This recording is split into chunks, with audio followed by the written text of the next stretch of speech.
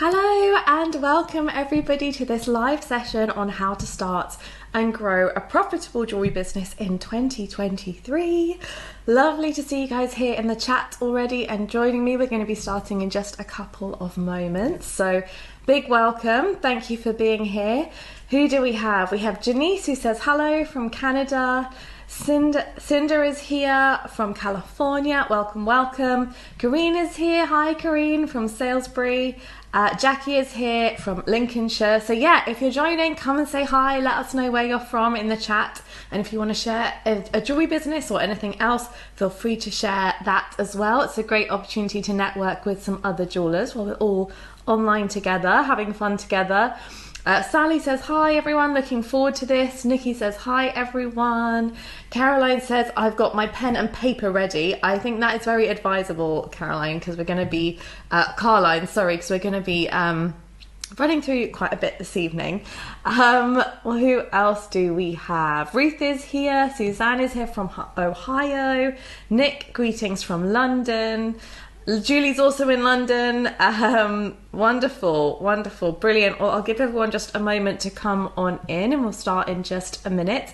If this is your first time on one of these sessions, you are in the right place. You've done the hard bit, you've turned up, and I'm going to be running through with you today some techniques and some things to have a think about if you're starting or growing a business this year, particularly in order to keep it profitable. And if you would like to ask any questions throughout the session, there is an ask a question button. So if you click that on your screen and pop your questions in there, we will try and get to them all at the end. I know some people have asked questions in advance, so we've been answering them already because there were lots of them. We wanted to make sure we get through everyone's question if possible. Feel free to use the chat to talk to other jewelers and just to chat about things as we go through the session, but we may miss some of the questions in there. So that's why we asked you to put them in the ask a question section just so we don't miss it. There's also a fun little poll. If you fancy it, you can take part. It's just for a bit of fun. What stage are you at with your jewelry business? I'm curious to know. Oh, it's always good to know who's here. So there's a bunch of you saying you're thinking about starting one or you want to start one. Some of you are at the early stages. Some of you are still considering it. Is it something that you want to do? Quite a few of you have been in business for a year or so kind of gone through that first 12 months. And then a bunch of you have been in business for a while and are looking to grow and develop. And the interesting thing is there are different things for starting a business and for growing a business, but a lot of it is under the same topic and it's just slight different tweaks as we grow. So I'm hoping I'm going to be able to cover enough for everybody today to get some value out of it. And what I really want you to do is leave the session with some ideas, with some thoughts about what you're going to do next and to feel inspired and encouraged. So that's our goal for today. I reckon we can do that. Brilliant. So it's 8 o'clock. We're going to get cracking. We're going to get on with it. I know it's different times in different time zones, but just absolutely lovely to have you all here. So start and grow a profitable jewelry business in 2023. Let's do it.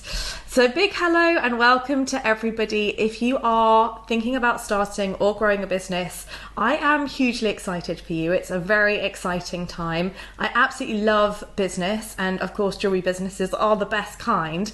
And I think there's, a huge excitement in both starting one and also in growing one. So I just want to really encourage you before we start, because there can be a lot of doom and gloom in the world, to just remind you that this is an awesome thing you're doing, that you've chosen to do, that is something that you're passionate about and that you care about. So I'm very excited to be on that journey with you and to get to experience just a little bit of that as well. So come and put a yes in the comments if you have decided you would like to start or grow a business this year.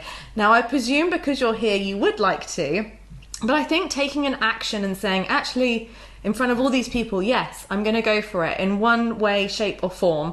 And if you're feeling a bit creative, you can choose a fun emoji of choice. We've got lots of yeses. Love that already. Or lots of exclamation mark yeses as well. Love it, love it. So that you've already taken some action towards your business growth, and it's been, 2 minutes in. So brilliant. And I think that really talks about one of the things that is really important when we're starting or growing a business is taking action. So small steps, baby steps each day towards your goal are what's going to get us there. And I think sometimes we take steps, we don't even know that we've taken them. You just showing up today is a massive step. That you've decided, yes, I love that Kate's got a little mouse as her emoji. Yes, you're going to go for it. You're going to learn something. You're going to move forward. You're going to progress. You're going to grow. So just congratulations already. Pat ourselves on the back for just being here, showing up. You didn't have to. You could be watching Netflix right now, but you're here and you're dedicated and you want you want something new. So I'm very excited for you. But having said that, building a business can be overwhelming, especially these kind of small handmade jewelry businesses, because we're making, we're selling, we're doing all the social media, we're doing all the things. We're going to run through some of the things. And so just to nip that in the bud, we're going to break it down. So we're just going to go through 10 steps tonight that will help to start or grow a jewelry business. Because I think one of the things about jewelry businesses is there's a lot to do, but there's also not that much to do. It's a weird kind of mixture in that it's not that hard when we break it down and when we streamline it and when we focus on one thing at a time. But when we see everything at once, all the to-do lists, all of the things, it's too much to do in a day. So that kind of saying of, we often plan too many things in our day and not enough things in our decade is so true. We're so focused a lot of the time on what can I get done today, whereas actually productivity experts talk a lot about just small little steps. And I was very lucky when I was young. My dad told me, he ran businesses as well, and he said, if you want to do something, just do it a little bit each day. And I've done that with everything I've done, and it's been really a really good lesson and a message for me. And even if it's a tiny thing, like one post on social media, and that's all you got done that day in your business, you still did something that day. And when we do that consistently over days, weeks, months, years, and we're kind to ourselves, amazing things can happen. So that is one of my main mottos. So in today's session, we're going to be looking at 10 steps to building a thriving jewelry business. And we're also going to look at why this year in particular is a great year to really go for it. And I know that that's a little bit controversial because I've heard lots of messages that, various different things. I'm not even going to repeat them. You know what they are. But my opinion is this year is an amazing year to really go for it, more than perhaps other years.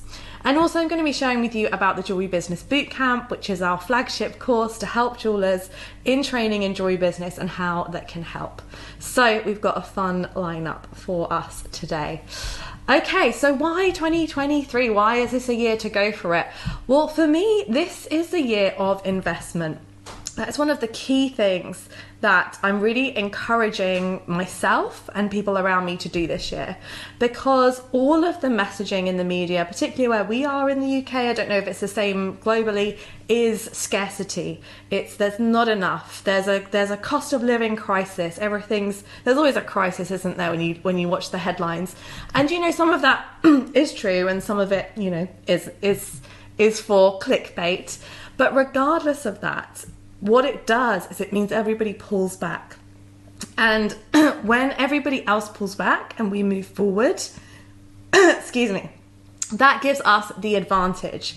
So if we're all going forwards at the same time, if you think of it a bit like a race, if everyone's going forwards at the same time, it's quite competitive, it's quite challenging. We can still do everything we want to do, but we're all in the same race. If everybody else is chilling out on the sidelines and they've decided to opt out of this year for whatever reason, and you go for it, you're sprinting ahead. So that is a way I'd like you to reframe this year. And you might say, well, okay, I don't have money to invest.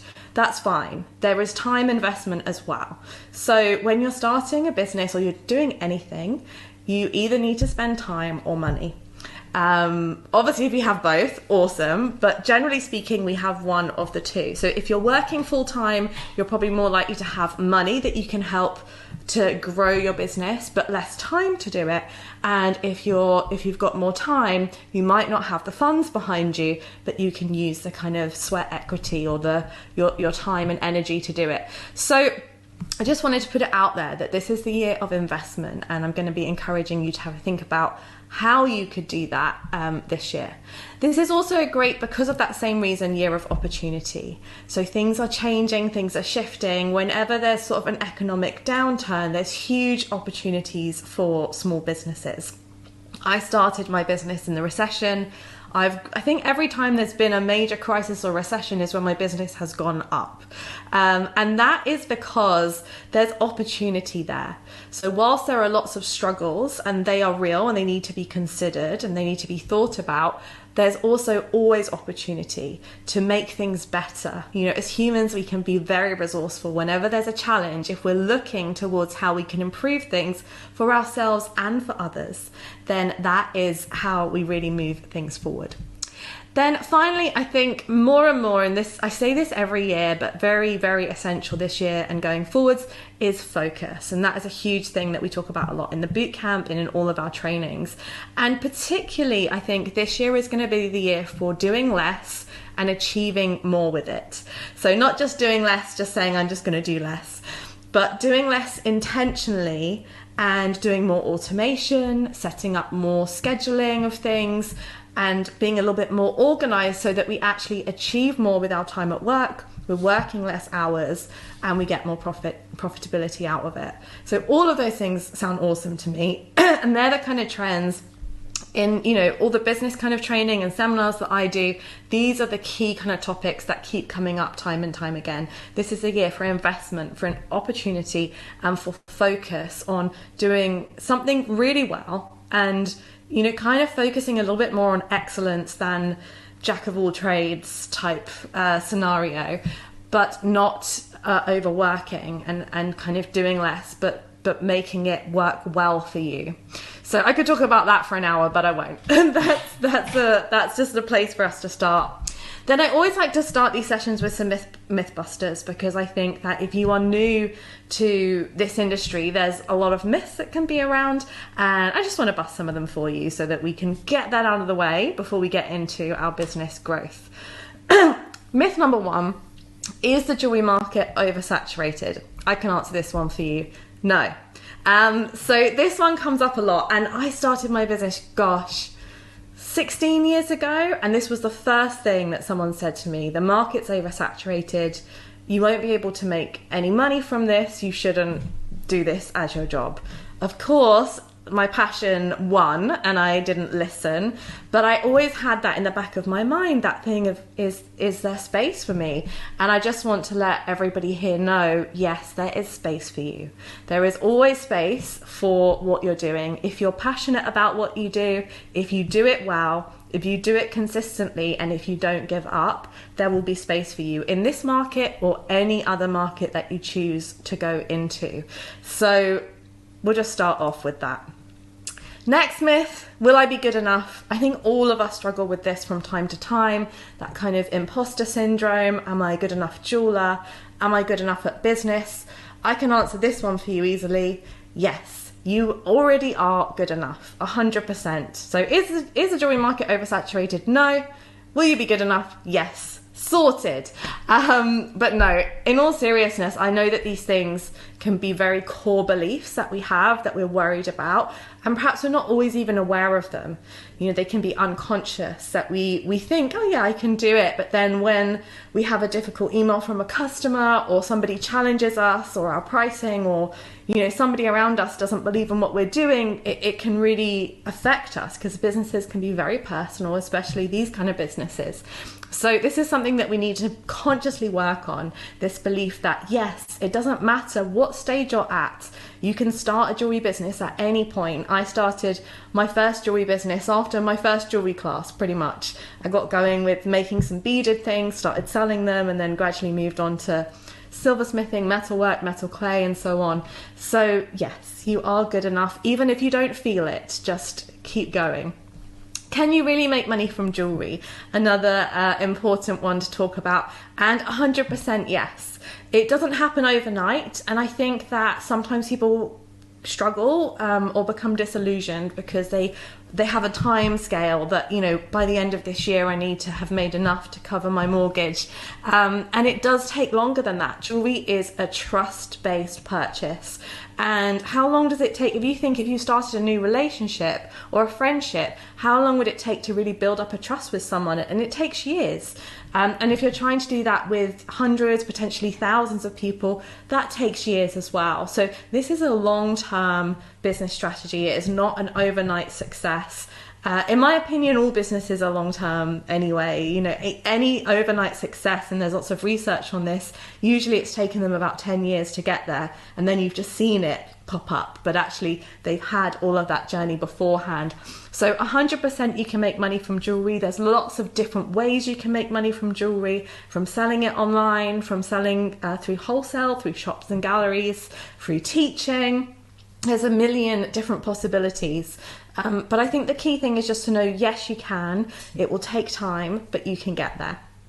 How soon should I leave my job is very related to this one. So not right away. If you are working in full-time employment, and I did this. I just left straight. I was like, that's it. I'm making jewelry.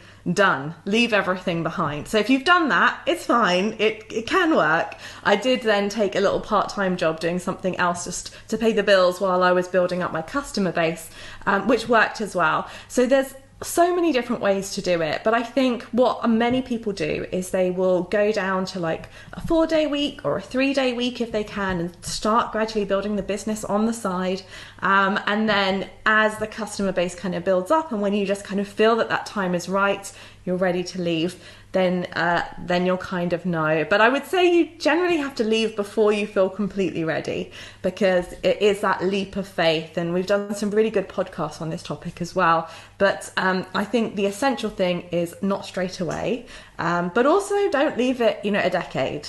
Do leave at some point if that's the goal, if that's something that you'd like to do. So, quick introduction. In case we haven't met, my name's Jessica Rose. I founded the London Jewellery School back in 2008. I started my jewellery business a few years before that. I was making and selling jewellery. I had a fingerprint jewellery business after that. Then I started teaching, which became the London Jewellery School, where over 40,000 jewellers trained in every type of jewellery making skill you could imagine. And of course, people started saying, but how do I sell it? And how do I photograph it? And how do I market my jewellery? And that's when we started building in business courses. So we've been teaching business courses forever, it feels like. And in 2018, after my son was born, I founded Jewellers Academy, and this is where we brought the training and the courses from the London Jewellery School online. It's now evolved into its own community, and it's just a wonderful space to learn jewellery making and to learn how to create profitable, successful, sustainable jewellery businesses online. I've had over £7 million in online sales, which I always share, not to kind of show off or to intimidate, but just to show, back to those myths that I was told at the beginning, it's oversaturated, you won't be able to make a living. Whatever you want is possible. So I didn't set out to do that. I just wanted to pay my mortgage, and at the time I didn't have a mortgage. I just wanted to pay for my rent in my flat and make jewelry, and that's what I did. And then gradually it kind of grew and developed, and I didn't have a degree. I didn't have any training in business or in jewelry making, and I'm just a regular person. So if I can do that, I always think you can do whatever you want. And it doesn't mean that there won't be struggles, and that it won't be hard, and that it won't be amazing, and every single emotion possible. But my business has been one of the best things I have ever done, and I'm so glad I didn't listen to the naysayers. And even, it's not always naysayers. Sometimes it's just the slightly unsurers. But I really had a passion for this. And I think if you do as well, then I just want you to know that everything is possible and available at any age. We've had people join us at 70 plus and start a career in jewelry. So it's a wonderful thing to be able to do. And my passion is supporting designers to make a good living from what they love. And that's what we're going to be doing. So we talk about acting from a place of a love and a passion for what we do. And I think that there's often fear involved. when we think about investing in ourselves, when we think about investing in our business, when we think about taking the leap to start something new. And that's totally normal and natural.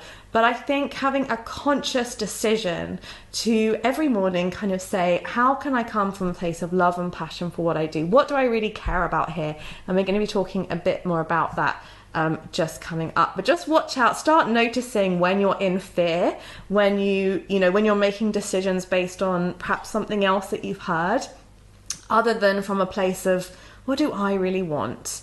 And I only get one life. Well, probably, we're not sure, but let's say for now, for argument's sake, we only get one life. What are we going to do with it? And I know for me, like I said, this has been one of the best decisions following this path. So I want to talk about starting with why, because I think this is a great concept that applies to both small and large businesses. And there's actually a great book called Start With Why by Simon Sinek, who... it's quite an old book now, it's a startup book, but anyway, it's a great concept. It's this idea of thinking about your vision first. So regardless of what stage you're at, regardless of how much experience you have, why do you want to start or grow a business this year? And you may think, I already know, but it's always good to come back to it and ask yourself, from this point, this moment in time right now that you're listening, why? So why do you want this business? What is it? And I want you to just grab your pen and paper and write down 3 reasons why you want to start or grow this business. And think about what really matters to you. Is it about being creative? Is it about finally following a path that you've always wanted to? Is it about inspiring your children or people in your family to break the mold and do something different? Is it to make jewelry that you just wish existed because you couldn't find the ones that you liked? There could be a million reasons, and there's no good or bad one. It could be you just want to stay at home with your dog more. Why do you want to do it? And if you feel comfortable, come and share 1 or 2 of those reasons in the chat with us, because it'd just be lovely to see. And I think when we share our why, other people start to think, oh, maybe that's why. So 3 reasons you want to start or grow this business now. And the reason why I'm asking you to do this is kind of the rocket fuel behind what lies ahead. So I can and I will give you a bunch of to-dos to grow your business. But you're not going to do them unless you really feel tapped into why. Why should I do this? It's like my son often, I'll ask him to do a task and he's like, but why? Why should I do that? And once I can get him to understand why and the benefit for him and us and everyone, he's slightly more likely to do it. So, and he's 5. So, I think it works with us as well. Let's have a look. Jill Smith says creativity and freedom. Love that, Jill. I'd love to be more specific as well, though, for yourself. Like, what does that mean to you? Kate's got flexibility with your own business, being creative. Alison, working with silver and gemstones give me energy. Love that. Lynn is my family, my sanity, and my freedom to do what I love.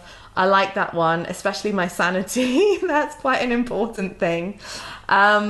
To break generational norms, that's really awesome, I think. Yeah, because we often follow the paths of what our parents did and what our grandparents did, and it can feel quite scary to break out of that. But actually, it's also very inspiring. Other people look and they're like, oh, maybe I could do that. To make life more fun, love that. Jewelry making is for me like a meditation, high motivation and love for all around jewelry making and freedom feelings. Awesome. So many lovely whys. So keep reading those, because that is good stuff. But well done for coming up with your whys as well. So like I mentioned, your why is so important for motivation and focus. And actually, I'd encourage you to write these down somewhere and put them somewhere you can see, above your bench, or perhaps somewhere where you might struggle, like above your computer screen. So when you're going to do some of the tasks that you might not find as exciting as jewelry making, you come back to, but why is this important? Why must I struggle through some small business tasks in order to be able to do this? And I think that's a really nice thing to have in front of you.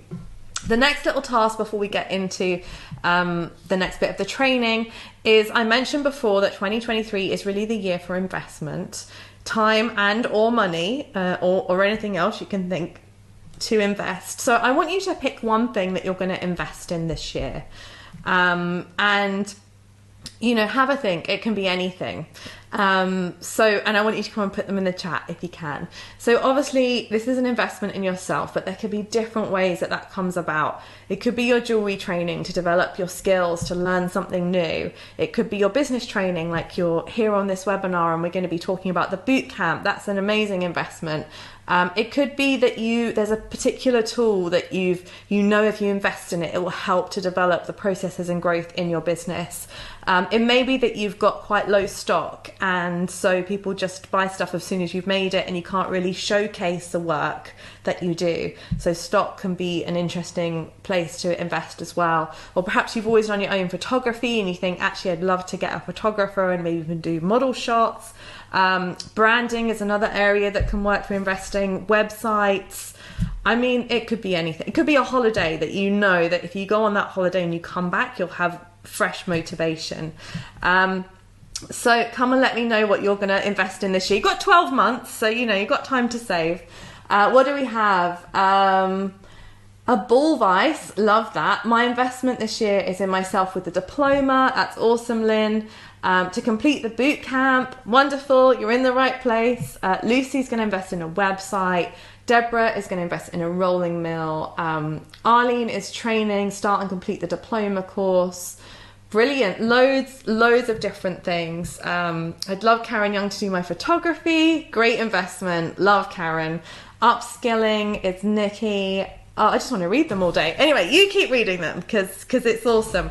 But I love that. So we've already got 3 reasons why we're doing this. And we've already made a decision to invest. And investing's always fun, isn't it? Because it's basically like shopping. It's like online shopping for our souls. We get to do something cool. And that is how we grow. So saving doesn't grow a business. And I think this is a really important lesson that I learned quite early on in my business, that when times get hard, sometimes we do need to cut down a bit on our spending for a short time. And that is to help us not go under if something's really at crisis. That's a crisis management strategy. But what I see a lot of jewelers do is use crisis management strategies for a long term. And obviously that's not going to grow a business. So in order to grow, we have to invest. And I actually set myself a task every year to invest a certain amount, and it's a lot, in myself in one way or another, to develop my skills, to develop my mind, to develop my practical skills, whatever it is. And it's one of my favorite things that I do for myself. So I would encourage you to have that as an annual practice. How am I going to invest in myself this year? Okay, so let's move on to the core part of the training. How do we start and grow a profitable jewelry business in 2023? And we're going to look at 10 simple steps. And I have to tell you, I wanted to do like 58 simple steps. So I cut it down. But this is what we're doing, cutting things down, focusing, less is more. So the first thing we want to do is, sounds super simple, decide what we're going to sell. So this is all about your products. What are you selling? And of course we're selling jewelry, but within that, what is that going to look like? Are we selling collections or one-off pieces? Are we selling high-end commission work and fine jewelry? Or are we selling kind of giftable items? Or are we doing a mixture of all of them? And try and get as specific as you can about what you're going to be selling. If we create a really amazing product that people love, selling is easy. And I found this time and time again with the businesses that I've run. Sometimes I will create something and do all the marketing and all the everything, and it's not working. And actually, the core problem is the product in some way, shape or form. It might be how it's packaged. It might be, you know, just that I'm trying to target the wrong audience. Like there's a million different things that could be up with it. But I know that there's that moment when you find something that you're like, this is something I love and other people love it. So I would encourage you to focus on making things that you love making, and not just that you think other people will like, but keep doing it until people do like it. Because what we're doing is we're finding our people. And we talk about this as our signature style. So when you keep making the things that you love, and eventually people start to love it, they're your people.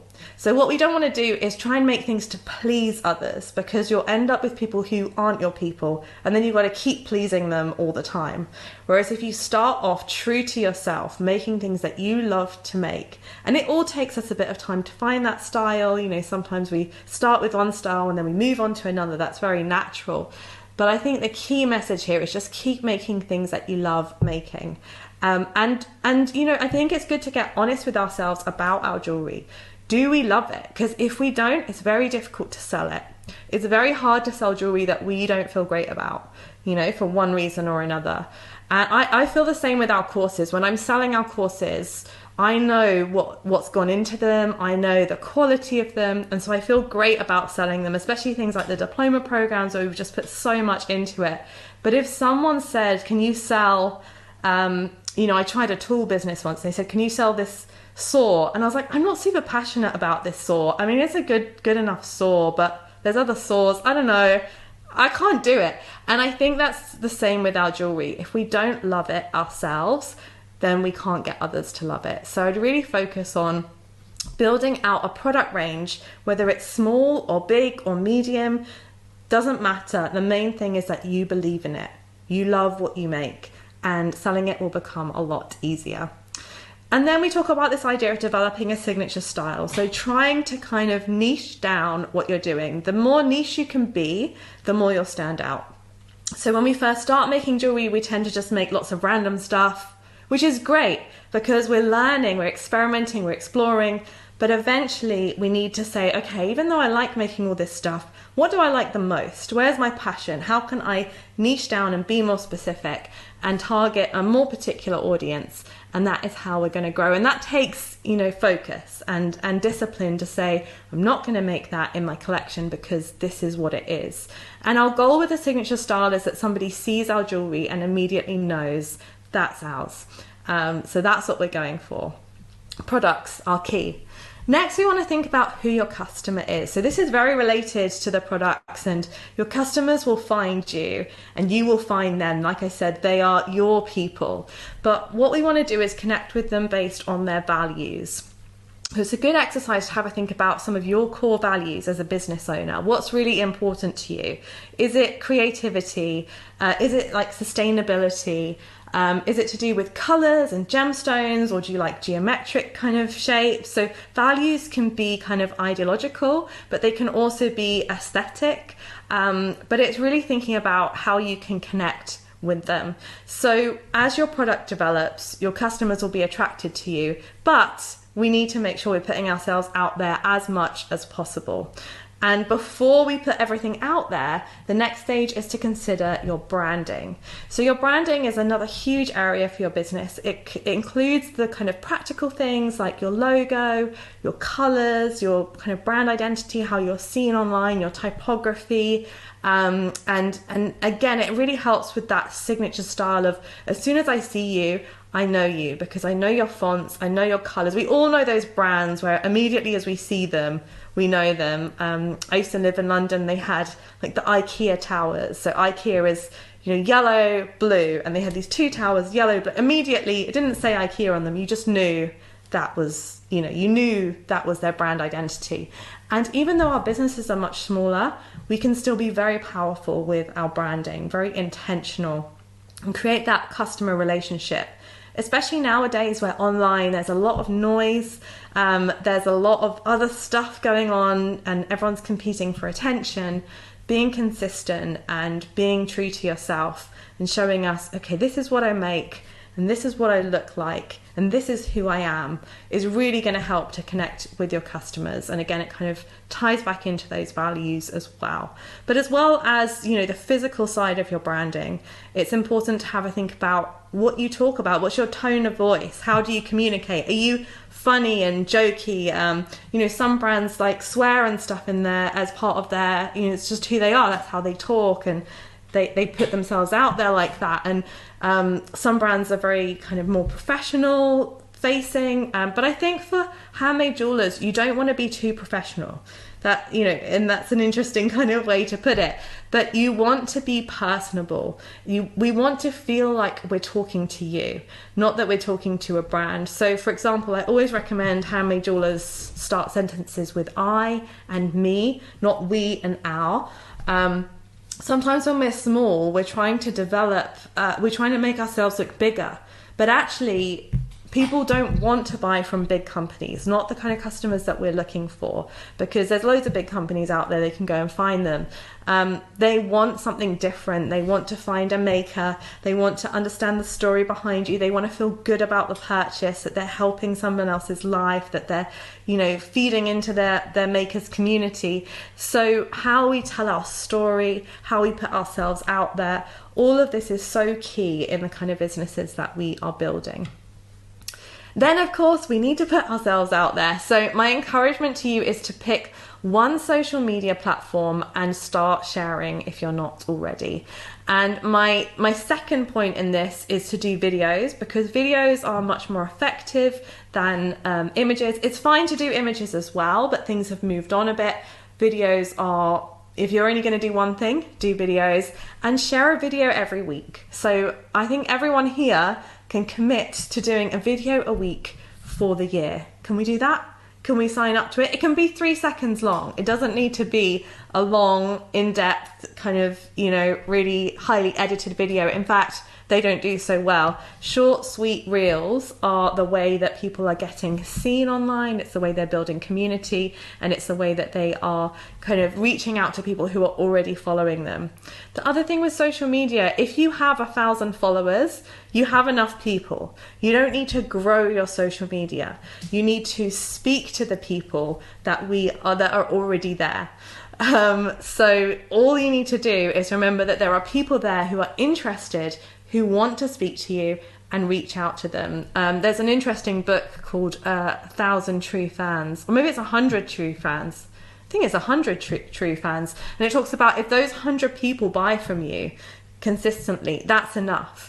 And I think that that's very true for our businesses. We often end up with repeat customers. We don't need millions of people to buy from us. So I would focus more on the depth of communication with our customers and really having meaningful conversations in your DMs, reaching out, connecting to people, than trying to grow your following all the time. Although you will naturally grow if you're sharing videos and reels regularly. The next thing, which is super important, is about your pricing. So to make sure that you are pricing for profit, so that you understand how to build a profitable business, what profit looks like, the difference between net and gross profit, and these basic kind of financial principles to make sure that you can grow a successful, profitable jewelry business. And I think the most challenging thing most jewelers find around pricing is just really having the confidence to put the prices out there. And especially this year, the price of gold and silver are going up. So that is going to challenge us. It's going to challenge our confidence around our pricing. Your pricing will need to go up. So, you know, you heard it here first. Permission, not even permission, ordered to put your pricing up this year. And, you know, as the price of metals go up, what naturally tends to happen is jewelers make smaller things. With precious metals, still make bigger things with other materials. And I think that's quite a sensible strategy, you know, as the prices go up, depending on your audience. If you're still kind of working with making giftable items and things that people can purchase without thinking too much about it, there are very creative ways that you can work with silver and gold to make it still an affordable material and medium to work with. But the key for your business is making sure that you are pricing your jewelry correctly, because there are jewelers who sell hundreds of pieces every year and make zero or nearly zero profit, and that is all down to this pricing element of what they're doing. We need to remember that people don't buy jewelry based on price. They're not a very price sensitive market. Of course, there is some thought to price and cost, but if somebody is haggling with you or negotiating with you, immediately you know they're not really your ideal customer, because somebody who's looking to buy handmade jewelry, who values what you do, will be happy to pay for it. And there's a really nice quote, which is that if you make something, you know, that you love and your customer loves it, price isn't an issue. And that's the place where we want to hit people, where it's just, they want it, you love it, they love it, you know, let's go. The next point, number 6, is about getting the best photos and videos that you can. And this is more around your product photography and your product videos. So we do lots of videos that are kind of making, behind the scenes, and those can be really rough and ready because it's quite nice to, you know, see real life and see what it's like. But when you are showcasing your jewelry, we want to bring out that desire. We want to show people, why would you want to wear this? How do you want to wear it? What does it look like on? What's the scale of this piece? And also think about, when people are buying from you, what do they need in order to make that decision? I often find if I can see someone's piece on a model, that really helps me. It's not essential, but it really helps me. So if I'm buying a piece, I'm like, and when they put the pound coins next to it or whatever, it doesn't really get me in the same way. I need to see, you know, how does it dangle on the ear? How does it come off, you know, the neck, or how does it fit on the ring? So those things are really important for me in making a decision. And this is why we put ourselves in our customers' shoes and say, when we're buying online, hopefully you will buy online. Hands up if you buy anything online. Does anybody not buy anything online? I think I have a problem with buying things online. Anyway, that's a different topic. So when you're buying something online, ask yourself, what do I need in order to make this purchase? You need various different images. A video can be really helpful. The product description is important, but it's less important. It's more important that I can see the different angles. And then probably the most important is just that I go like, ooh, yes. That looks cool. I like that. Like this lovely image here, just immediately I feel like, oh, that's, you know, that looks pretty. And then I want to see, okay, how does it look like on the finger? You know, how is it going to arrive? And, you know, those various bits and pieces. So when we're talking about investing, photography is a great thing to invest in because it really can elevate your business. And even though photos aren't used perhaps as much on places like Instagram nowadays, you can put them into videos, you can put them into reels, they go on your website, they're still really important. When you're applying to craft fairs and trade shows, they'll ask for your images. Building up an online portfolio of your work is still really, really key. So that's a really good thing to invest in. And if you already have photos and videos, I would just ask you to have a look and say, how can you improve them this year? This is like your shop front. If you're selling online, your photos and your videos are your representation to the world. So what can you do? And it's always, I think a lot of the things we're doing, we're already doing them perhaps, but we're just saying, how can I do it better this year? How can I edit and adapt and just make it that 1% better than it was last year? The next step is creating a website or a selling platform that is going to sell for you. And we often get asked questions about this, and I'll answer some of them if there are some in the chat. But there's really no right or wrong. The best website is one that sells your jewelry. And there's different businesses that need different things. So I always say Etsy is a great place to start if you are new and if you are a bit nervous about creating your own website and the tech involved, and you just kind of want to experiment and play. So Etsy is a great place for just getting up your initial 10 pieces of jewelry or whatever you've got together and just getting you out there and get going, because it doesn't take long to set up. They've already got all the policies ready for you, and it's just a great starting ground. Having said that, once you've got through that initial stage, having your own website is the ideal. Because your own website, you have a lot more control of your interaction with your customers. You can build your mailing list much better. Generally, when people buy from somewhere like Etsy, they say, I bought it from Etsy. They don't say, I bought it from, you know, this so-and-so jeweler. So they're not building that same brand recognition. And on Etsy, you do have more competition. You know, people are looking and comparing. Whereas what we really want to do is build your own community of people who you are their go-to jeweler. That is the goal. If they're not looking at other jewelers, they're like, I know a jeweler. And it's those long-term relationships, so that, you know, you may meet them somewhere. Let's say you meet them at a networking event, and what do you do? Well, I work in IT. I'm a jeweler. Oh, that's really interesting. It might be 3 years before that person buys something from you, but once they know, then they know. So that's what we're really going for, is that long-term kind of strategy of recognition. But with websites, if you don't have one, I'd encourage you to get one up and running. Having said that, and I've said this to lots of jewelers recently, if you don't have products to sell, there's no point having a website. So the first step, back to number 1, products, making sure you build up that product collection. We need to get our photography, our branding, all those things. Then we're ready for building a website. And if you already have a website, it's really looking at how you can optimize it and drive traffic there, on a regular basis. And that's usually through social media marketing, could be a little bit of SEO. Pinterest is also can be a great way to drive traffic. But ultimately, there's no magic, just do this. It's really experimenting with lots of different things. And the key behind all of it is building community. So how can you talk to people? How can you have a conversation with someone?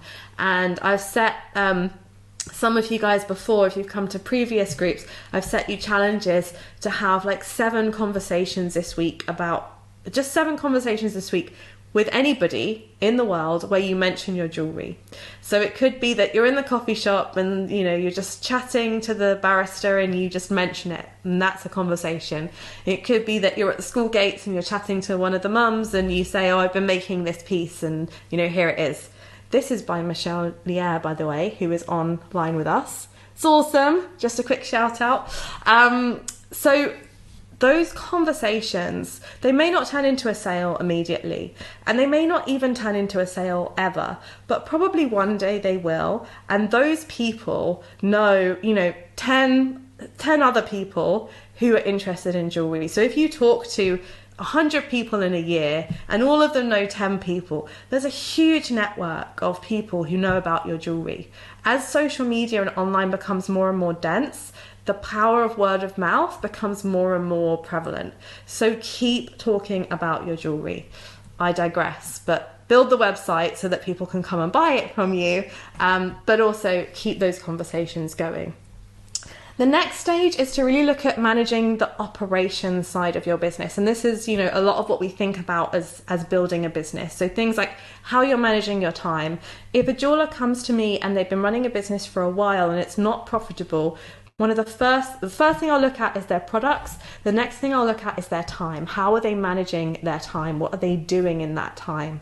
And this comes back to that idea of that focus and using our time productively. So there's probably a lot of time, if you look through a whole week or a whole month, there's probably a lot of time being wasted.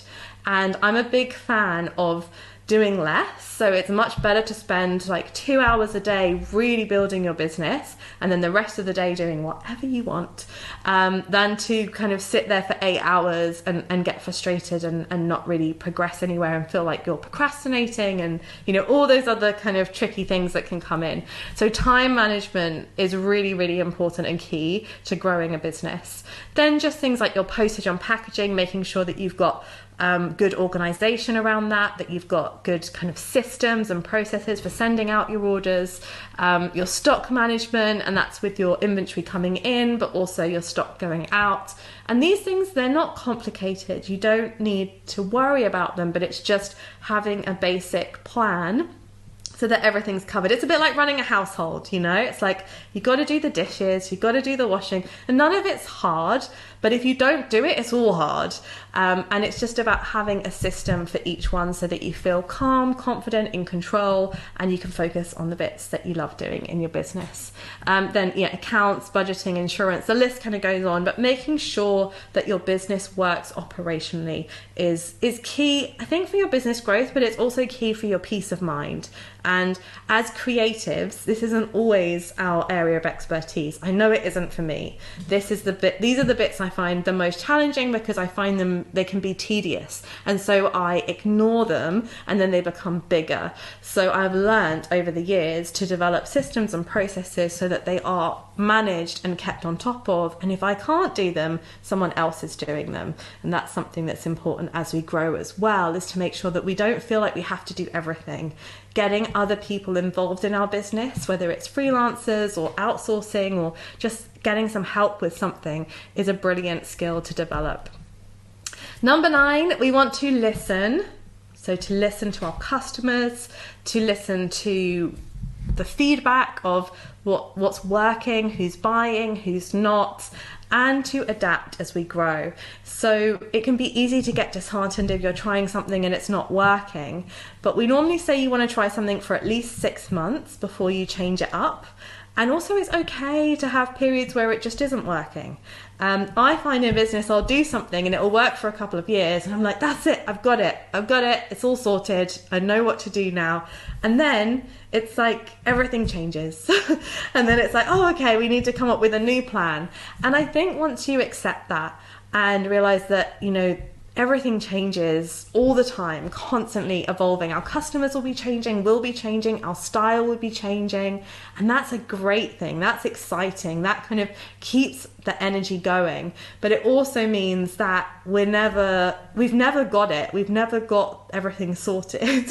It's a constant kind of feedback loop of, oh, okay, this seems to work this year. And well, this year I feel like this is really working. And I think this really ties into listening to yourself and your intuition. So a lot of work that I do is helping jewelers and training them, but I always know that they know what's best. We know what's best for us. And one of the key kind of skills we can learn as a business owner and actually as a human, as a person, is to ask ourselves honest questions. You know, how do I feel about my jewelry? Is it good enough? Do I need to improve it?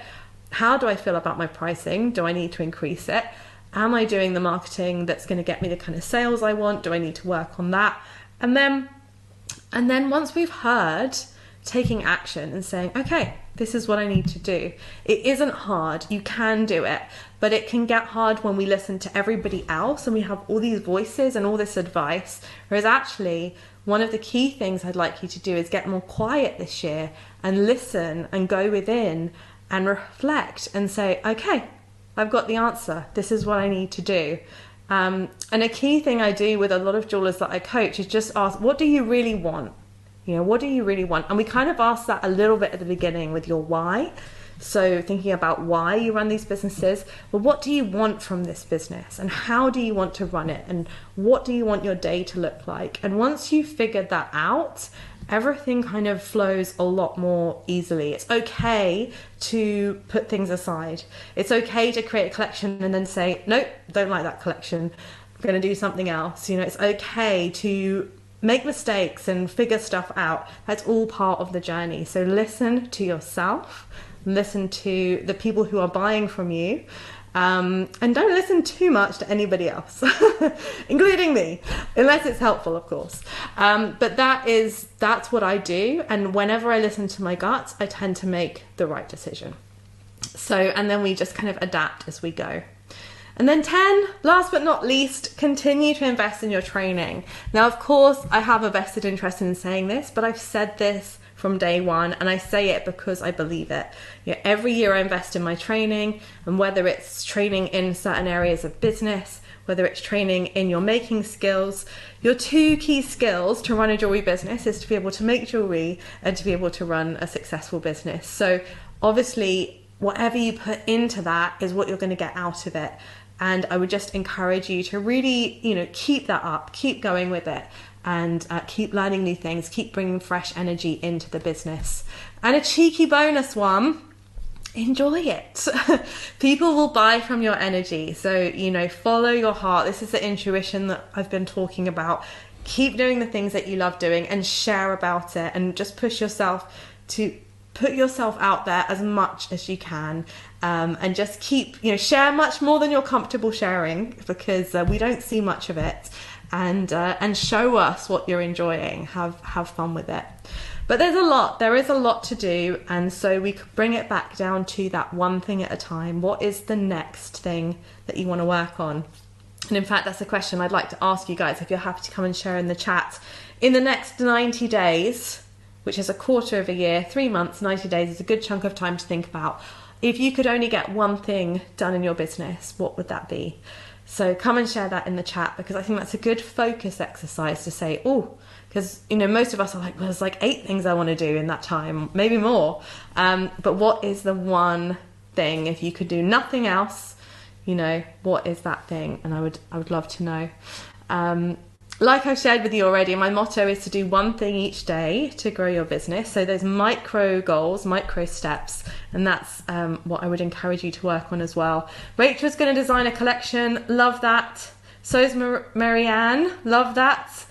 Centine, sorry, I'm terrible with names, is going to sell her jewellery online.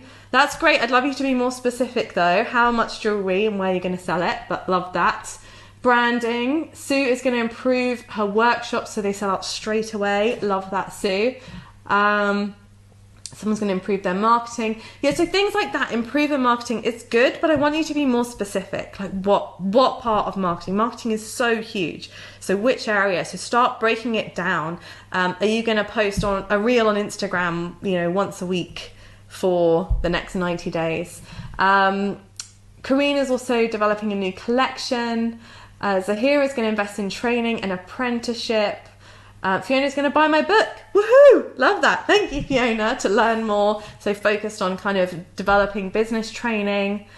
Brilliant. So lots of great things there. But if you get stuck or overwhelmed in your business, that's a really good 1-minute exercise you can do with yourself.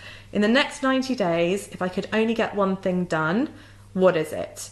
And then once you've identified it, and like I said, been specific, as specific as you can with that goal, cut out everything else and do that. Because that's the hard bit, is we can say like, oh, I want to build a collection, but you know, next week I'm doing this, and next week I'm doing that, and then I'm doing that. And it's like, well, that's not your goal. So make sure that the actions you're taking in your business are aligned to a goal that is, you know, you've given yourself plenty of time to do. And that's how we get motivated, that's how we get inspired, and that's how we kind of develop in our businesses. So all of that said, you know, if you would like to work on building this business together, on working on all of those areas and more, from your branding, your products, your photography, your website, your operations within your business, then the Jewellers Academy Bootcamp is designed to give you a structure and a program in which every year you can come in and do just that. So this is an 8-week program. It's an extensive business training program. It's very big. There's lots in there. We don't expect you to do it all in 8 weeks, but you have access to it all. And we're going to work through it together. There is a different topic each week, and we're going to be working through these areas. And what we encourage people to do with the bootcamp is to pick a goal, or to pick a couple of goals to work on this year, and to really just focus on doing that. And lots of people come back and do the bootcamp each year, and they focus on a different area each time, because it's a huge beast of a course. But some people who are new, just listen to it all and just absorb it and just start taking it in and doing bits and pieces, and then come back next year and they're ready to kind of really go to town on one of the areas. So it's all online. It's, like I said, an 8-week program. It starts next Friday. Woohoo! So excited, the 3rd of February, and it just has this gorgeous energy. You know, we do it all together. There's lots of live masterclasses. We do a live masterclass every week with myself and other jewelers and other mentors and people from the team, and we answer your questions and we talk about the content and the exercises. There's lots of kind of worksheets and workbooks that we go through together. We make it fun. We make jewelry business fun. And it's all designed to get you running a profitable jewelry business. It's very action based. It's very much what can you do to move forwards now. And it's all about making a good living from your passion. The bootcamp, the Jewelry Business Bootcamp, it's called, it's made uniquely for jewelers. So whilst loads of the training could apply to anyone, I think the amazing thing about having a jewelry specific training is we just understand specific things that jewelers need to know.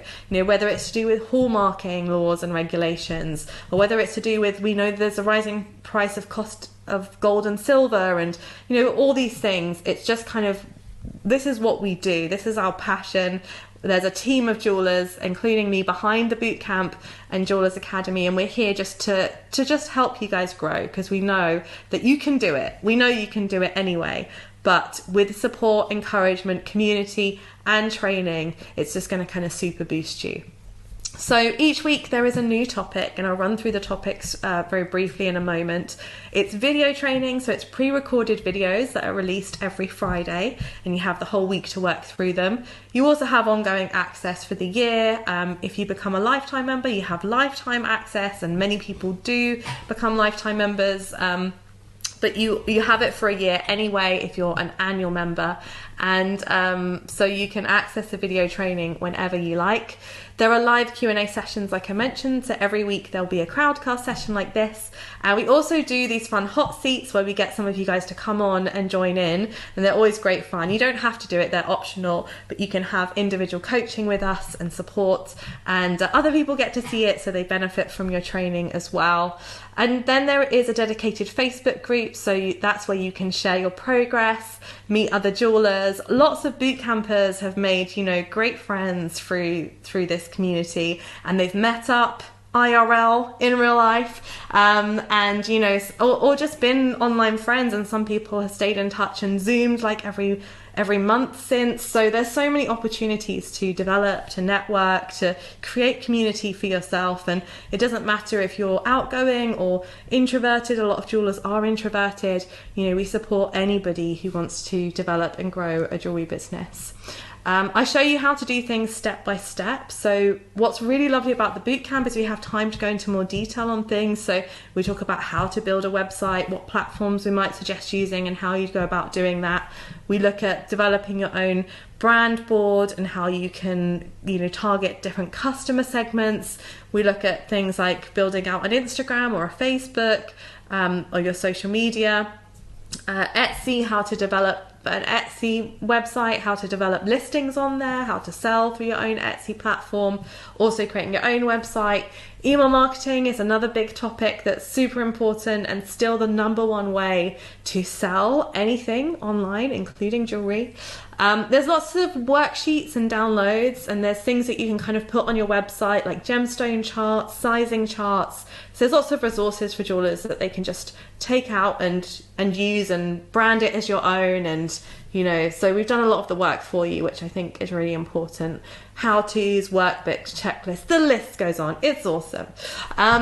This course has been taken by over 2,000 jewelers to date, and every year there are more, and it is a complete training in launching, growing and scaling a jewelry business quickly and efficiently. That is our goal. So if you join bootcamp, you automatically become an annual member of Jewelers Academy, which means you have access to over 40 jewelry making courses, jewelry photography courses, branding courses, and other business courses that are more niche than bootcamp.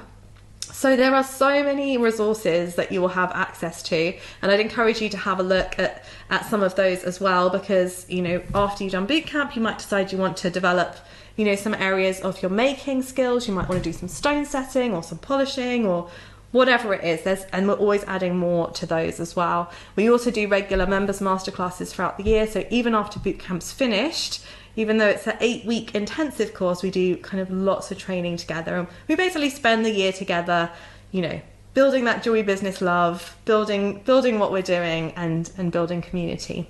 So a few wonderful people who've taken bootcamp recently. Kareen's on with us now, actually. Kareen is just a very, very inspiring and lovely lady. She did a podcast with us recently, and she took the bootcamp last year. And in her first year, she made 30K from selling her jewelry, which is awesome for a first year of sales. Absolutely amazing. And actually, she is an amazing example of investment, because she invested, and she talks about this in the podcast, she invested over 20K in order to do that. And I think sometimes we look at these figures and we think, wow, how can someone do that? And the how is lots of things. She did a lot of work, but also investing and putting herself out there and going for it, and that's not what everyone's story looks like or has to look like. But I think it is hugely inspiring. And Kareen gained the confidence and knowledge she needed to invest in her business with the bootcamp. She already She already had run a business before, so she had some of that confidence, but to have that special understanding of a jewelry business and certain areas and the community around her really helped to develop it. Check out her business, Lulu and Boo, absolutely gorgeous. And we already know her goal, Corinne, she's making a new collection, so that's very exciting. Next testimonial is a lovely Jody King. Jody has a business, Coco Bell Jewellery, and she said, I have loved the business bootcamp course. It has given me the kickstart I needed to help turn my passion for designing and making jewellery into a business. So just starting out. Jess and the team are so supportive, encouraging and knowledgeable. Well, we try.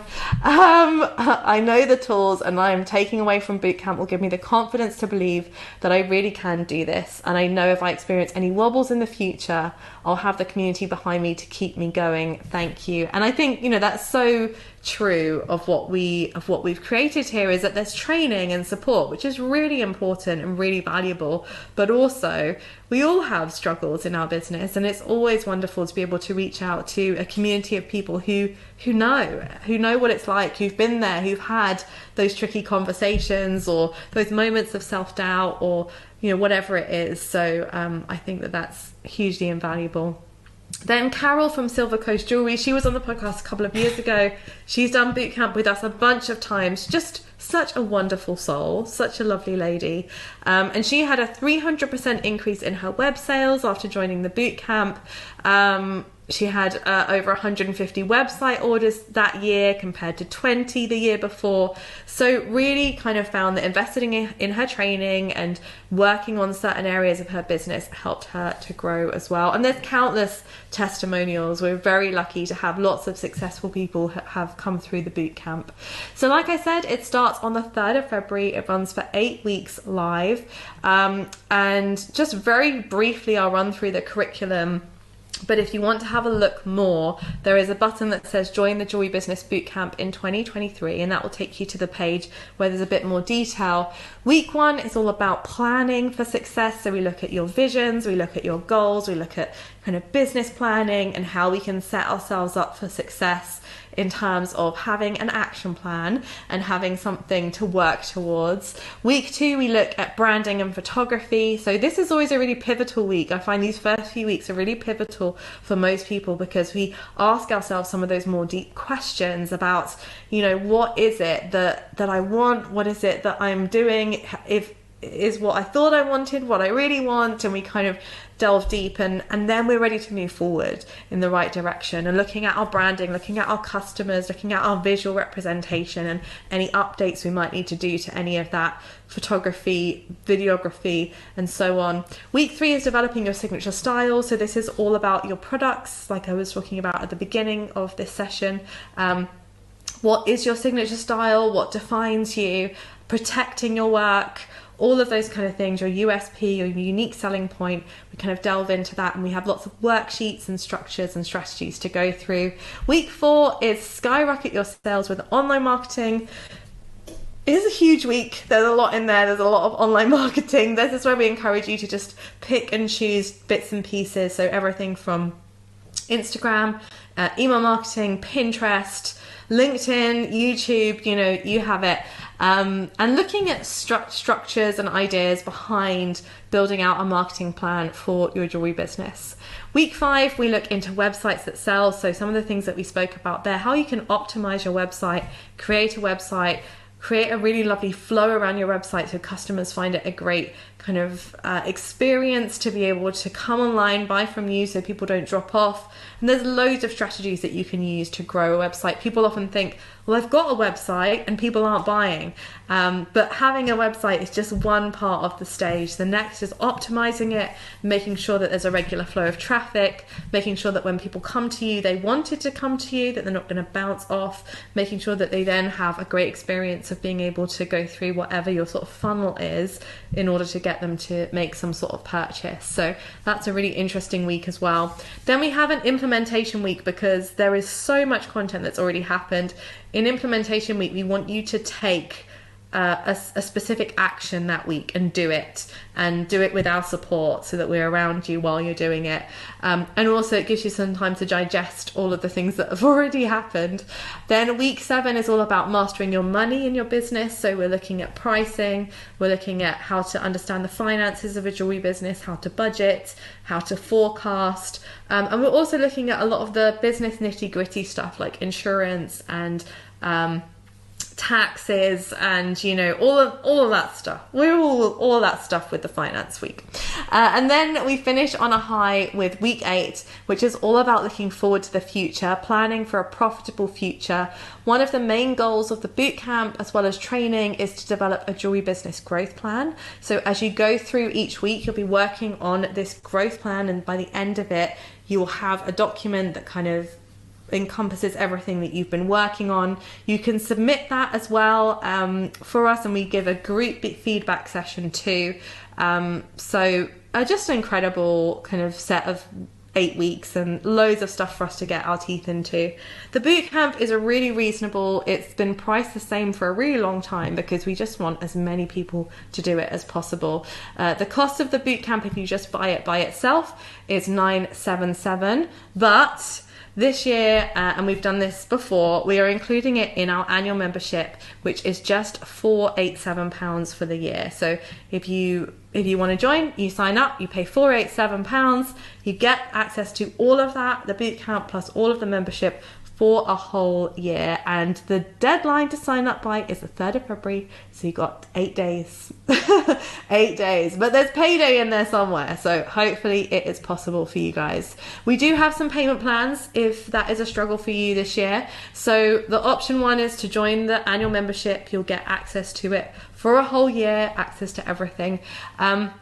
The other option is to do 5 monthly payments of £99 each. So you would just need to pay £99 in order to sign up and secure your place. And then that will come out each month, same date, same time, same place, for 5 months. And that will give you access for the year. Or if you want lifetime access, it is $979 to sign up and have lifetime access to bootcamp and also all of that library of resources in membership. So honestly, all of them are such good value, and I'm not just saying that. They're worth, I don't even know how many thousands of pounds. I think when we did this like 4 years ago, it was worth like £7,000 when we added it all up, and we've added so much more since then. So I have no doubt that the resources will be able to encourage you and inspire you to make far more than the initial investment. And that's always, you know, our goal is to make sure that you can be profitable, that you can make more than you're spending out. But if you'd like to join us, go ahead and sign up. You can sign up right away. We're going to get started. We're going to be doing some pre-bootcamp, stuff. So we'll be sending out bits and pieces. So sign up, the sooner the better. There is a button. It says join the Jewellery Business Bootcamp 2023. We would absolutely love to have you, and you won't regret it. It's awesome. If you are based in another country, as you go through the checkout process, it will automatically convert it to your currency, and it will tell you how much the price is in your currency just before you click to buy, because it's just done based on exchange rates at the time. The other thing you can do is just put the price into Google and check exchange rates, and that should tell you, roughly what it is. It is suitable for people all over the world. We have people joining the bootcamp from anywhere in the world. We do sessions at different times, so we can cater for different time zones. Everything is recorded, so you can always watch replays if you miss anything or you can't come along to anything live. The Facebook group is obviously open, 24/7, and there's lots of people join us from the US and, from just all over every country. I think we've had pretty much that I can think of. So everybody is welcome. And, I always put this slide in because it's just a great reminder. This is what I really believe, is that we all deserve a career path that we love. And, if you're not there yet, then it doesn't matter what age you are, where you live in the world, it doesn't matter your background, it doesn't matter what resources you have. Even if you can't afford to do the bootcamp, it doesn't matter, you can do this. And obviously we want you guys to come and join us on the journey and take part, and that would be awesome. But we also have lots of free resources, and what I really want to leave you with, more than any of the strategies, and hopefully they were useful as well, is just this idea that this is 100% possible for you. And, you know, if you love making jewelry, or even if you think you might, just go for it, you know, just do this. Just make the decision that this is what you're going to do, and that you're going to find a way, and that each day you'll do something to move forward. Because if you do that, like, no one will be able to stop you. Nothing will be able to stop you. No crisis, no wars, no people. There's always going to be things, risks and threats that come our way. But if you decide you want this and you're going for it, then you're like me, because that's what I did. And it has not been, you know, an easy or a smooth path, but I would have chosen no other. I'm so happy, you know, that this has been my career, and that it will continue to be, and that I get to grow in all these different ways. So this is 100% possible for you, and I just, you know, can't wait to see what you do with it. As you can probably tell, this is my passion, so if it's yours too, I would absolutely love to be your guide throughout this process and your journey. And you know, I like sharing that when you look inside yourself, you know the truth that you are capable of anything. And it is really about surrounding yourself with the best environment, with the best tools, with the best training, and with the best kind of outcome for yourself. And that's what we want to kind of do together. So we'd love to welcome you into our community. We would love to work together on your jewelry business growth, and we just love to get to know you a bit better as well. So inside the Facebook groups, we often do like lots of prompts to find out where you live, you know, what your jewelry looks like at the moment, what you're thinking of making next, you know, what your branding looks like. And as you go through the weeks, you can share more and more of this. So I can't wait to see your answers to all of those. So thank you guys so much for coming and joining me on this session. I hope it's been helpful. I hope that you've got some practical, actionable things that you can go away and do. We know why we're building these businesses. We have a key area we're going to invest in this year. We've got some goals for the next 90 days, and we've got some kind of roadmap of how we're going to get there as well. And hopefully you're going to join us on the bootcamp too. But if not, then stay in the community, be part of the Facebook groups, the bigger general ones, and keep reaching out and being in touch with other jewelers. I will see if there's any questions, but I know sometimes people have to go. So if you do, then just thank you so much for being here. Thank you for spending your time with me. And I'm going to just have a look. I think Anna, the wonderful Anna, who is our community manager, has been going through and answering lots of your questions. So she's going to share some of the ones you know, for me to answer now. So Olga asked, how long did it take for you to get your business up and running? Good question. Well, when I started my business, I started right away. Like, I was straight in there. I was like, make a collection. I was making beaded work, so it was quite straightforward to make like a collection in like a week. I just went for it. I was very, very passionate. And, you know, I got professional photography right away. I kind of ordered the packaging. I think it probably took me maybe a couple of months to get all of that up and running. I was in a bit of a rush. It could have maybe been done a little bit slower, but you know, I was excited. So it got up and running pretty quickly, you know, because I was just ready to go. But that's not everybody's journey. But in terms of profitability, because I think that's maybe part of the question as well, it wasn't profitable right away at all. I'd say the first year I did like a few £1,000s worth of sales. And I was, you know, doing part-time business at the same time, and then I started teaching, and my business was growing at the same time. Then I started this fingerprint jewelry business, so this was kind of in the second year, and that was really successful in terms of money. That was kind of bringing a lot in. So I kind of had these three strands. I had a little bit of income from teaching, quite a lot from the fingerprint jewelry business, and some from my own private clients, kind of commission-based work as well. So that was probably getting me to around like the £16,000 mark, but it still wasn't enough for me to live in London and, you know, pay for myself and have the kind of lifestyle that I wanted. So I'd say it was really the third year that I started to see that I could do this and it would support me. And that was when kind of the teaching was really growing. My private clients they were spending a lot more on pieces. So I was doing less of those, but the pieces that I were doing were sort of, £2,000-3,000 each. So, just a couple of those would really kind of boost my income. And I actually sold the fingerprint jewelry business because it was too much. There was too much happening. So it was really about the third year, I would say, that I felt like it was established. But I did hit the ground running. And, by sort of into the fourth year, I was, making money, good money, and supporting myself. And that happened for a couple of years. And then there was a dip where I was like, oh no, this isn't working so well anymore. And then it's kind of, gone up and down. And I'd say really the past sort of 5, maybe more than 5, maybe 8 years have been really good. So it's just a journey, I think. And to get up and running, for some people it takes them a year, for some people it takes them 3 years, for some people it takes them like 10 years because they're just, going at their own pace. And I think the key is to make sure you have an income while you need it. For me, I was doing nannying part-time because I found that relatively easy. I grew up in a family where we looked after children a lot, so it just felt like that was a very natural thing to me to do. It didn't use a lot of my brain. And then when I was on my business, I was like full in on my business, and then eventually I got to the point where I just couldn't keep doing the nannying, so I was too busy with my business and it was growing. So I think it's quite a natural, organic process, and it happens slightly differently for everybody. But if you have energy to go for it, because obviously, pushing forwards with things and putting a lot of energy in at the beginning when you're doing a startup can really help.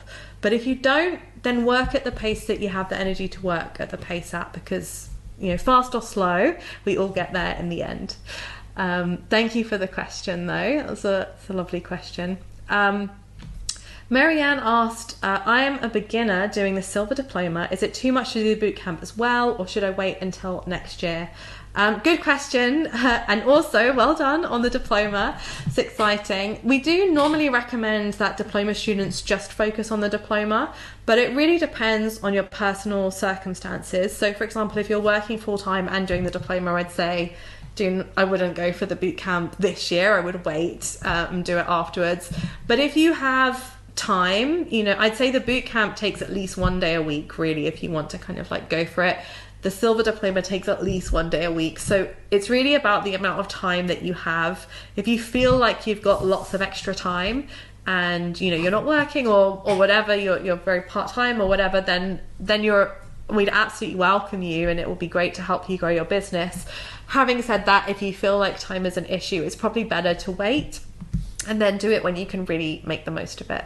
So that would be my advice, but we welcome anytime.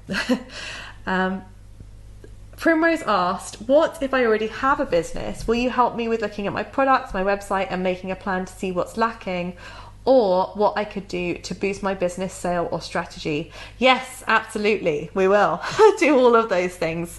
So the way that the bootcamp is run, there's a lot of training in each week. There's quite a lot of videos. So whilst it does help people to start, it was actually created to help people to grow. When we first did the bootcamp, it was all about growth.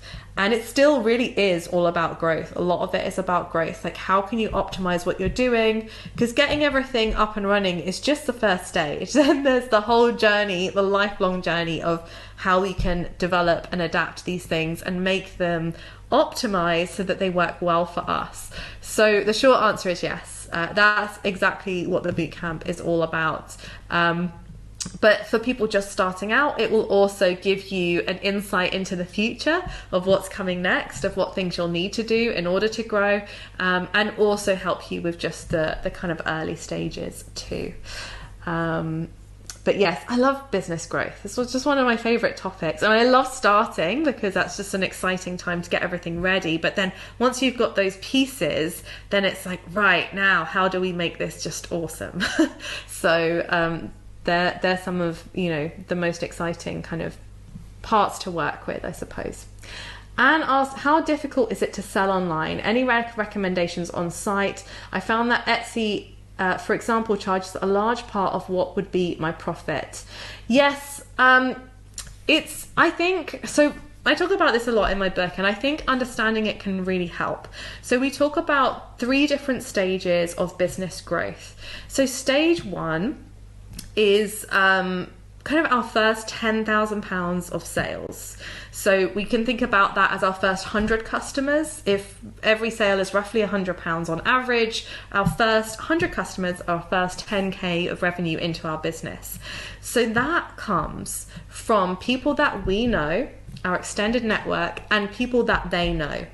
So again, coming back to the idea that jewelry is a trust-based purchase. So when we're in stage 1, what we really want to be doing is talking to people and having as many conversations as possible about our business, sharing that we're a jeweler now, this is what we do, being honest as well, sharing about the ups, the downs. You might meet up with a friend and say, I'm struggling a bit with my marketing, my business at the moment, asking people for support, advice, and all of these conversations just keep bringing people to us, building our network. So that's phase 1.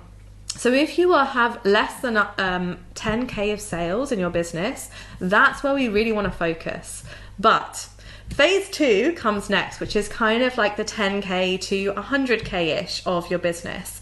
So this is where online sales really come into play. And I think the struggle that a lot of us have is we try and start in stage 2. So we go straight to online, and then we're not sure why it doesn't work, because we haven't built that foundation of trust, of our initial sales, of our family and friends network or extended network. It doesn't have to just be family, it can be, because everyone's situation is different, but we haven't built the testimonials, we don't have the evidence, we don't have the collections. So what I would say is, in terms of selling online, if you're at that stage where you've got all of that, where you've got regular customers, where you've kind of sold that first 10,000, then you're ready to really push the online and grow it. If not, if you're still in phase 1, we still want to build the platform, the sales system of your website, but we're not expecting many sales from that at the moment. We're just building the infrastructure for what is coming in phase 2. So I hope that makes sense to you. But what I would encourage you to do with a website is to create your own if you can. That is the ideal. Etsy is a great place to start if you're just experimenting and just trying stuff out. And some people really grow on Etsy, but my general feeling is that having your own website on a Squarespace platform or Shopify or something similar to that is what I would do. It's what I would go for, because you have more control over it, and you can kind of really develop those relationships with your customers on there. And like you said, there's less fees and various things like that. So I would say build the website, build the social media platforms, but don't expect sales from them right away. At the same time, have the conversations, build the family and friends network, get your first 100 sales under your belt, and then gradually it will move online. And because you've got testimonials, because you've got people who will be visiting your website anyway, because you'll be developing a mailing list, it will naturally kind of grow quite organically in phase 2. So don't skip phase 1, build out phase 2. Phase 3, just FYI, is the growth phase, which is where we've kind of maximized, to a point, and then we're looking to really grow a business. And not everybody wants to go to stage 3, but if you do, then it's really looking at what is your route to growth. What are you going to be selling, more mass-produced stuff? Are you going to be selling more high-end stuff? And really kind of niching down a specific path to growth. So it's a long-winded answer for you, but hopefully it helps. So is it difficult to sell online? Not when you're in phase 2. Yes, when you're in phase 1. It doesn't mean that you can't, but I would say build it and work on the more intimate phase 1 sales as your income, as your revenue, whilst you're creating that platform. Last question. Neve asked, what do you recommend the most, the diploma or bootcamp? Oh, exciting. I think it really depends, again, Neve, on your goals. What is the goal that you want to achieve? And that's what I'm always thinking when I'm investing in training or anything. What is the goal here? So the diplomas are practical making courses. So they will help to grow your business, but essentially it's about developing your making, your technical skills. So really in-depth training, technical making. So if you want to improve the products, improve what you're able to offer, if you want to develop your skills as a jeweler, develop your confidence, both of them will help you develop community and networking and, you know, all that kind of good community-based stuff. So if you want to develop your making skills this year, if that's a key goal for you, the diploma is going to be the best option for you. One of those diplomas, there's 3 different levels. Year 1 is the diploma in silver jewellery, Year 2 is a diploma in fine jewellery, and Year 3 is the advanced jewellery diploma. So there's a really nice kind of progression you can make. If you already make jewellery and, you know, you're confident with the making side of it, but you want to start or grow a business, that's what the bootcamp is all about. So the bootcamp doesn't have any making courses, although you do get access to membership, so you kind of get some making courses as well. But the real focus of bootcamp is your business. So what we find most jewelers do is they do, you know, everything, but just at different times. So I would just say, you know, ask yourself, what do you want to do this year? Do you want to develop your making skills or your business skills? And if the answer is making, it will be diploma. And if the answer is business, then it is bootcamp. Yes. Wonderful. All answered. I think we've answered all the questions. Woohoo! Well done. Well, thank you guys so much for being here. Thank you for staying on to the end as well. I really appreciate you guys' time. I hope you enjoyed the session. I've really enjoyed talking to you about this topic, one of my favorite topics. I'm really looking forward to seeing some of you guys inside the bootcamp and inside membership, and also inside the diplomas, because I know lots of you are diploma students as well. Thank you so much for being part of our community. And, you know, whether you join any of these programs or not, just keep in touch, you know, keep talking to us. We're on Instagram. We've got a Jewelers Academy Facebook group. We have an awesome weekly podcast where I get to interview lots of lovely guests. So there's loads here. We also have a YouTube channel, you know, with lots of kind of tutorials and tips and things. And we're just delighted to have you with us. So have a wonderful rest of your day. We'll speak soon, and good luck with your making and your business journey, and just, yeah, keep going. Alrighty, bye for now.